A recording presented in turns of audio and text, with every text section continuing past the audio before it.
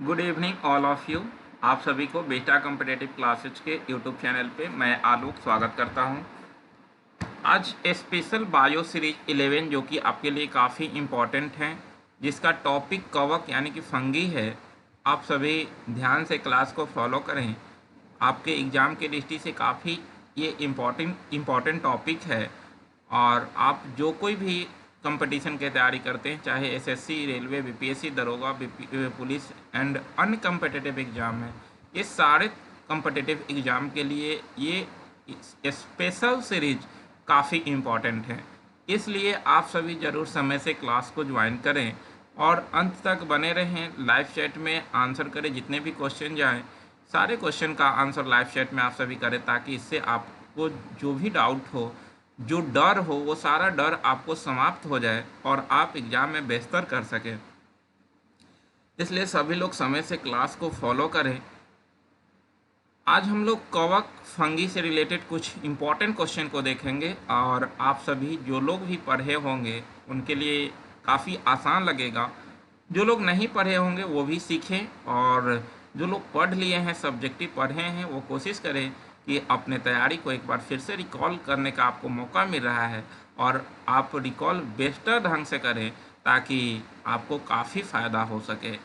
तो सभी लोग रेडी हो गए होंगे? सभी लोग रेडी हो गए? क्वेश्चन लाया जाए, क्वेश्चन आप सभी के लिए लाया जाए, तो सभी लोग आंसर करने के लिए तैयार हो जाए। आज का क्वेश्चन नंबर 1 है, कवक की कोशिका भित्ति बनी होती है। कवक की कोशिका भित्ति बनी होती है किसकी? आप लोग आंसर करें। एक नंबर ऑप्शन है सेलुलोज की, सेकेंड है काइटिन की, थर्ड ए प्लस बी और डी इनमें से कोई नहीं। हम लोग कोशिका भित्ति पढ़े थे, जब सेल के बारे में पढ़ रहे थे, तो सेल दो तरह के थे, एक पादप सेल और एक जंतु सेल। तो जंतु सेल में कोशिका भित्ति नहीं पाई जाती थी, बल्कि जो पादप सेल थी उसमें कोशिका भित्ति पाई जाती थी। तो इस तरह से पादप में सेलुलोज की कोशिका भित्ति बनी हुई थी और जंतु उसे पचाने में असमर्थ था। हम लोग उसे पचा नहीं सकते हैं, क्योंकि यह सेलुलोज की जो कोशिका भित्ति होती है वो काफ़ी कठोर होती है, और इसलिए इसे पका कर खाते हैं ताकि सेलुलोज उसका नष्ट हो जाता है। तो इसी वजह से देखते हैं कि चावल वगैरह को हम लोग पका कर खाते हैं, तो पकाने के पश्चात देखते हैं कि वो काफ़ी सॉफ्ट हो जाता है। तो इस प्रकार जो है वो पादप में सेलुलोज की कोशिका भित्ति होती है, जबकि कवक की कोशिका भित्ति जो होती है वो काइटिन की होती है। ध्यान रखिएगा। तो इसका आंसर हो जाएगा बी नंबर, यानी कि कवक की कोशिका भित्ति किसकी बनी होती है? तो कोशिका भित्ति काइटिन की बनी होती है। तो ध्यान रखना है, कवक की कोशिका भित्ति काइटिन की बनी होती है।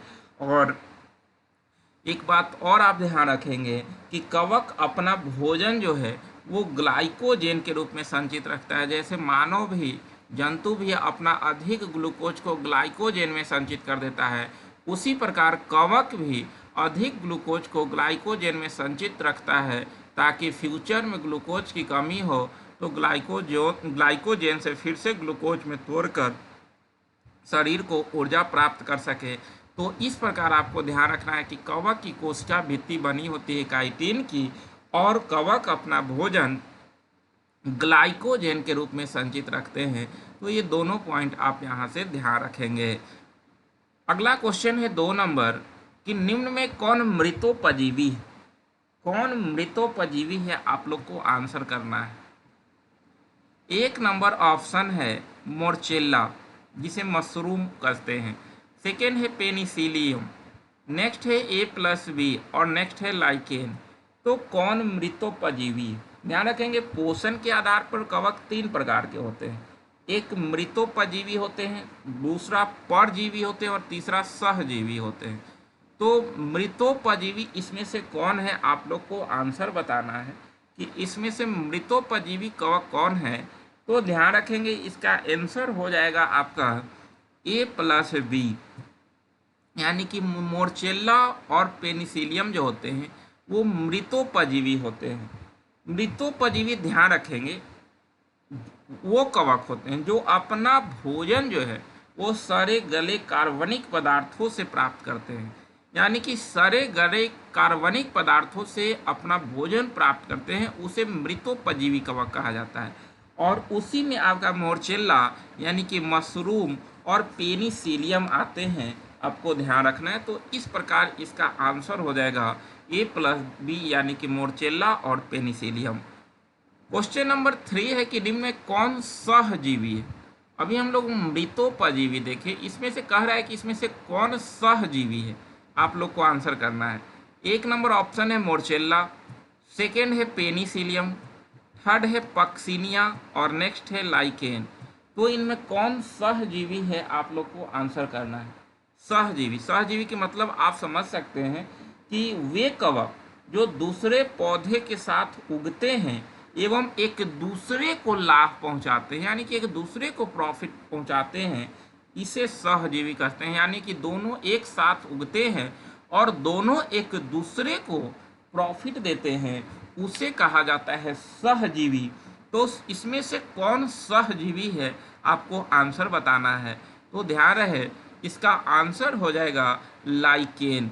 लाइकेन जो होता है वो कवक प्लस शैवाल का होता है, ध्यान रखेंगे।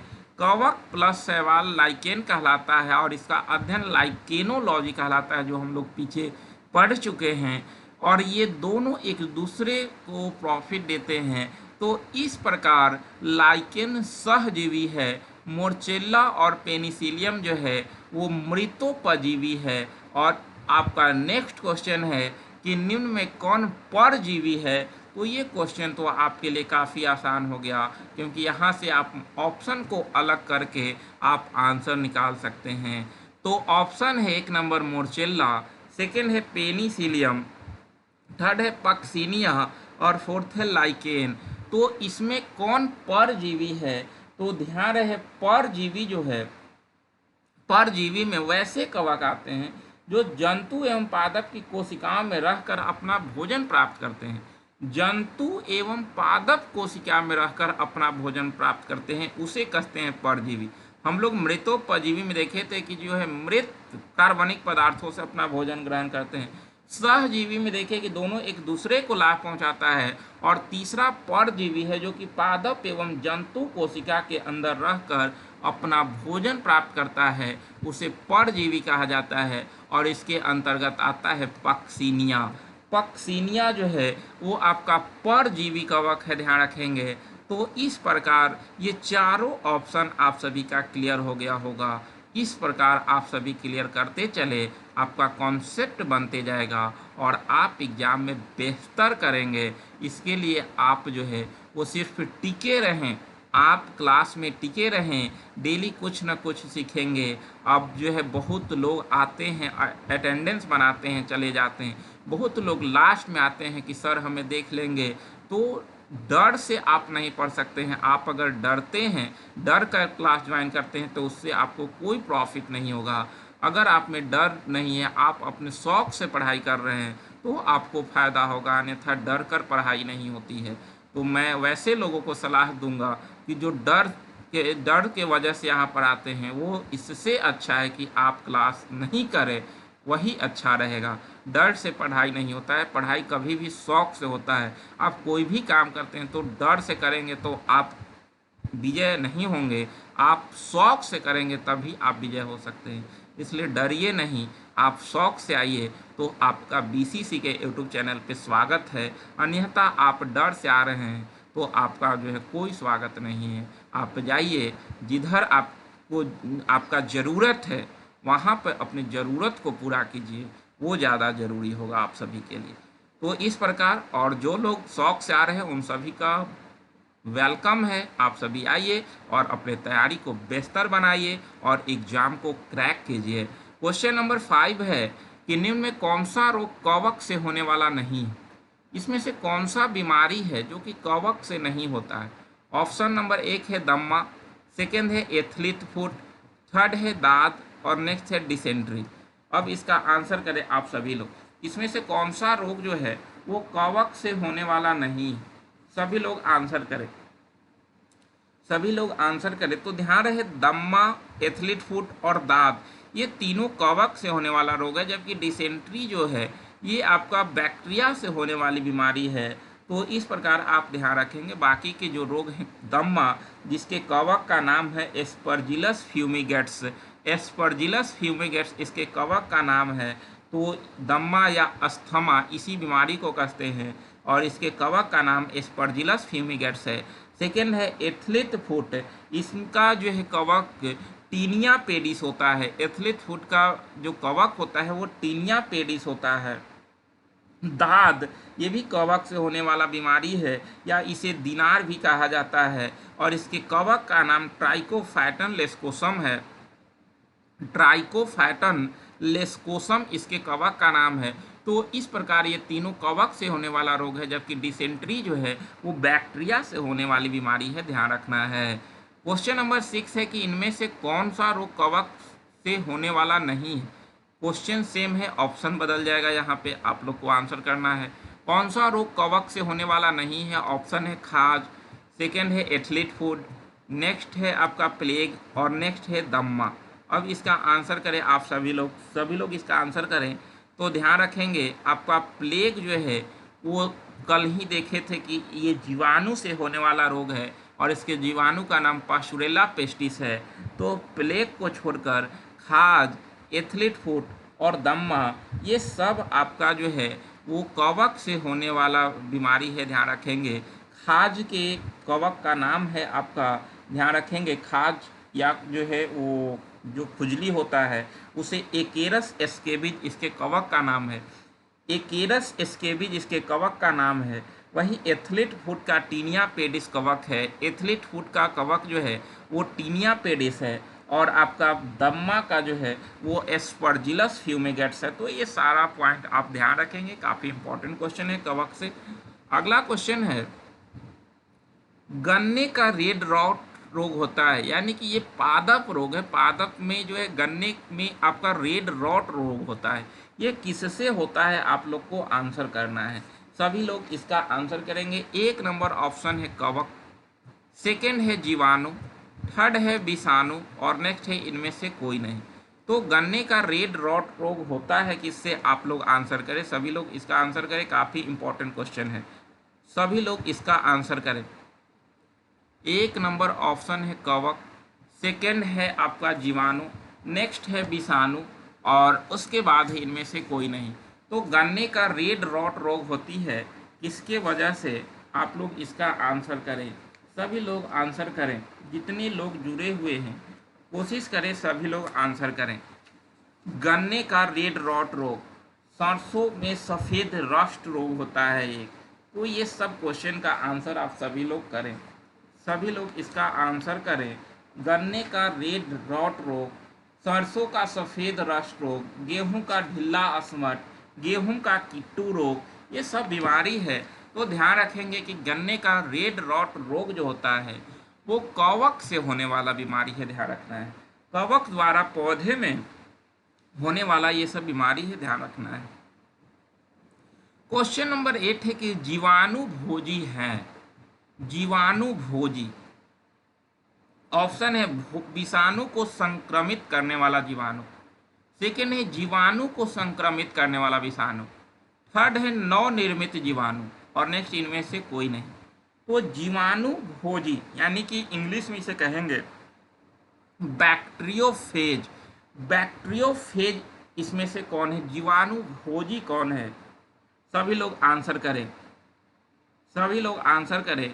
तो ध्यान रखेंगे जीवाणु भोज एक प्रकार का वायरस होता है जो जीवाणुओं को संक्रमित करता है, ध्यान रखेंगे जीवाणुओं को संक्रमित करता है, यानी कि जीवाणुओं को संक्रमित करने वाला विषाणु। तो बी नंबर इसका आंसर हो जाएगा। यानी कि जीवाणु भोजी बैक्टीरियोफेज क्या है, तो एक प्रकार की वायरस है और यह क्या करता है, तो यह जीवाणुओं को संक्रमित करने वाला वायरस होता है, आपको ध्यान रखना है। क्वेश्चन नंबर 9 है कि डेंगू बुखार में मानव शरीर में किसकी कमी हो जाती है। कल हम लोग क्वेश्चन देखे थे डेंगू से कि एडिस इजिप्टी मच्छर के काटने से डेंगू नामक बीमारी होती है और यह मच्छर दिन में काटती है। इसके काटने से किसमें कमी होती है। ऑप्शन है नंबर 1 है प्लेटलेट्स में, सेकेंड है हीमोग्लोबिन, थर्ड है शर्करा और नेक्स्ट है आपका जल। तो आपका कमी क्या चीज में होगा, आप लोग को आंसर करना है। डेंगू बुखार से जो लोग पीड़ित होते हैं उसमें किसकी कमी हो जाती है, आप लोग को आंसर करना है। तो ध्यान रहे इसका आंसर हो जाएगा प्लेटलेट्स। रक्त प्लेटलेट्स में कमी हो जाती है, इसकी संख्या काफ़ी कम हो जाती है, क्योंकि प्लेटलेट्स शरीर में रक्त स्राव रोकने में प्रमुख भूमिका निभाते हैं। तो इसकी कमी से जो है वो असामान्य रक्तस्राव हो सकता है। और ध्यान रखेंगे कि डेंगू बुखार में प्लेटलेट्स की कमी हो जाती है, आपको ध्यान रखना है। ऑप्शन नंबर ए इसका आंसर होगा। क्वेश्चन नंबर 10 है कि हाइड्रोफोबिया किसके द्वारा होता है। हाइड्रोफोबिया किसके द्वारा होता है, आपको आंसर बताना है। सभी लोग आंसर करेंगे। एक नंबर ऑप्शन है जीवाणु के द्वारा, सेकेंड है फफूंदी के द्वारा, नेक्स्ट है विषाणु के द्वारा, और नेक्स्ट प्रोटोजोआ के द्वारा। तो हाइड्रोफोबिया किसके द्वारा होता है, आप लोग आंसर करें। सभी लोग आंसर करें। इसका अर्थ होता है कि पानी से डरने की प्रक्रिया को हाइड्रोफोबिया कहा जाता है।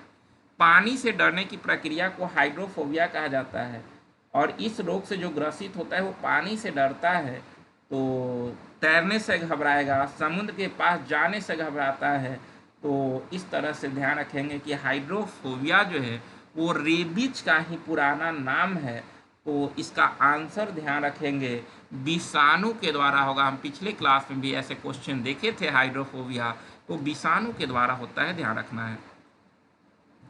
क्वेश्चन नंबर 11 है कि मस्तिष्क तथा मेरु रज्जु पर चढ़ी झिल्ली में सूजन आ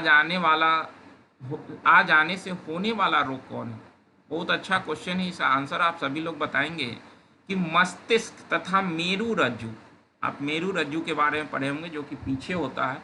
तो मस्तिष्क तथा मेरु रज्जु पर चढ़ी झिल्ली में सूजन आ जाने से होने वाला रोग कौन है। एक नंबर ऑप्शन है ल्यूकीमिया, सेकेंड है पैरालिसिस, नेक्स्ट है मेनिंजाइटिस, और नेक्स्ट इनमें से कोई नहीं। इसका आंसर आप सभी लोग बताएं। सभी लोग आंसर बताएं। तो ध्यान रहे इसी बीमारी को कहा जाता है मेनिंजाइटिस। सी नंबर इसका आंसर होगा। यानी कि मस्तिष्क तथा मेरु रज्जु पर चढ़ी झिल्ली में सूजन आ जाने से जो रोग होता है उसे कहा जाता है मेनिंजाइटिस रोग। यानी कि इसका आंसर सी नंबर होगा। तो मस्तिष्क या मेरु रज्जु में सूजन आ जाता है, उसी रोग को कहा जाता है मेनिंजाइटिस, ध्यान रखना है। क्वेश्चन नंबर 12 है कि पोलियो का वायरस शरीर में प्रवेश करता है। पोलियो का वायरस जो होता है वो शरीर में प्रवेश करता है। ऑप्शन नंबर 1 है मच्छर के काटने से, सेकेंड है दूषित भोजन तथा जल से, नेक्स्ट है थूक से, और नेक्स्ट है कुत्ते के काटने से। आप लोग इसका आंसर बताएंगे। सभी लोग आंसर बताएंगे कि पोलियो का वायरस शरीर में कैसे प्रवेश करता है। सभी लोग इसका आंसर करें।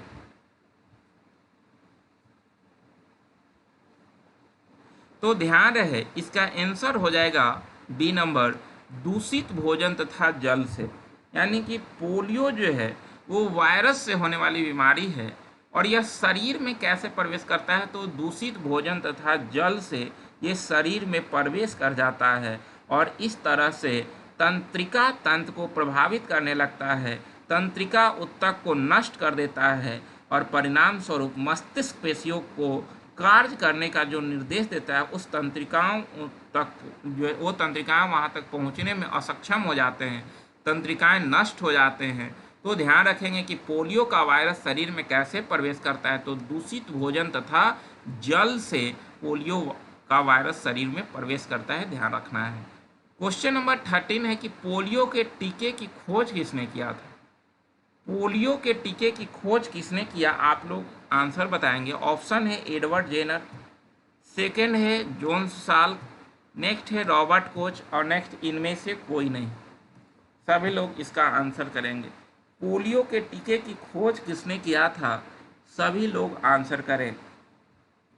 सभी लोग इसका आंसर करें। पोलियो के टीका की खोज जो है वो ध्यान रखेंगे जोन्स साल्क ने किया था। जोनास साल्क ने किया था कब, तो 1952 में। 1952 में पोलियो की खोज जो है वो जोन्स साल्क ने किया था। आप ध्यान रखेंगे जोन्स साल्क ने 1952 में पोलियो के टीका की खोज किया था और यह बच्चों में होने वाला एक अत्यंत घातक रोग है जिससे ये बच्चे विकलांग हो जाते हैं। पोलियो ध्यान रखेंगे कि वायरस से होने वाली बीमारी है और इससे प्रभावित होने वाला अंग जो है वो तंत्रिका तंत्र होता है। तो इस तरह से ये सारे पॉइंट आप ध्यान रखेंगे। क्वेश्चन नंबर 14 है कि किस सूक्ष्म जीवों के द्वारा हेपेटाइटिस बी की बीमारी होती है। किस सूक्ष्म जीवों के द्वारा हेपेटाइटिस की बीमारी होती है, आप लोग आंसर करेंगे। ऑप्शन नंबर 1 है वायरस, सेकेंड है प्रोटोजोआ, थर्ड है बैक्टीरिया और नेक्स्ट इनमें से कोई नहीं। तो किस सूक्ष्म जीवों के द्वारा हेपेटाइटिस बी की बीमारी होती है, आप लोग आंसर करें। सभी लोग इसका आंसर बताएं। किस सूक्ष्म जीवों के द्वारा हेपेटाइटिस बी की बीमारी होती है, आप लोग आंसर करें। सभी लोग आंसर करें।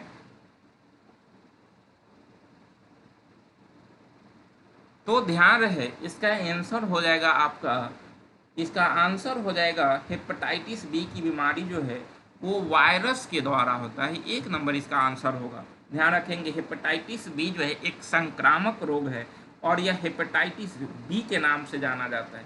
इसमें क्या होता है कि यकृत यानी कि जो लीवर होता है उसमें सूजन एवं जलन पैदा होता है और इस तरह से जो है वो ये आपको यकृत को प्रभावित कर देता है हेपेटाइटिस बी। तो ध्यान रखना है इसका आंसर हो जाएगा वायरस यानी कि 1 नंबर ऑप्शन।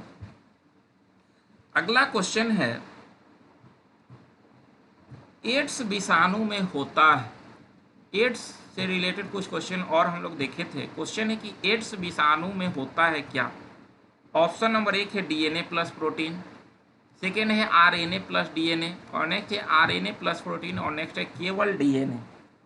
इसका आंसर आप सभी लोग बताएं। एड्स विषाणु में क्या होता है, एड्स विषाणु में क्या होता है, सभी लोग आंसर करें।